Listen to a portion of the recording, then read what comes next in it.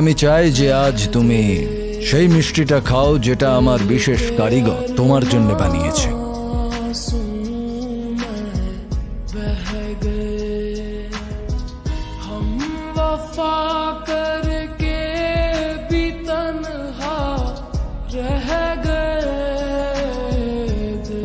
Aladdin,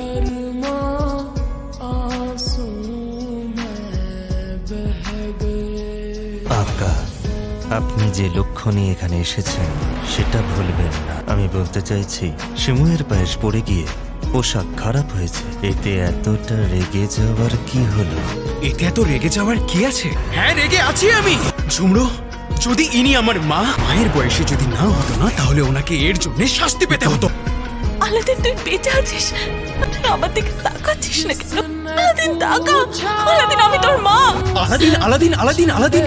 আমি হাঁপিয়ে উঠেছি সবাইকে বলতে বলতে, আমি আলাদিন নই, আলী। আমি আলী। ওয়াজিরে আলা, দয়া করে এই মহিলাকে আমার চোখের সামনে থেকে সরান।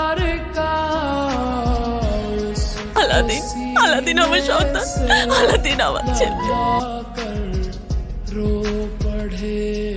সরে যান। এই আমার ছেলে আলাদিন হতে পারে না। তোর চোখে আমার শিক্ষার কোনো ঝলক নেই। খুবই দুর্ভাগ্যবতী হবে সেই মা যিনি তোমার মতো সন্তান জন্ম দিয়েছে, বড় করেছেন। আমি মায়ের সম্পর্কে একটা কথাও শুনতে চাই না। আমার মা এই দুনিয়ার সব থেকে ভালো মা। আমি যা করছি ওনার জন্যই করছি, আপনি বুঝবেন না। তাহলে কি আমার বন্ধুত্ব তুমি গ্রহণ করবে? বন্ধুত্ব? বন্ধুর কাছে কখনো ক্ষমা চাইতেন? তাকে আলিঙ্গন করতে হয়। যে আলিঙ্গন করে সেই পিঠে ছুরি বসায় সাফার। এই কথাটা তুমি ভুলে গেছো, কিন্তু আমি ভুলিনি।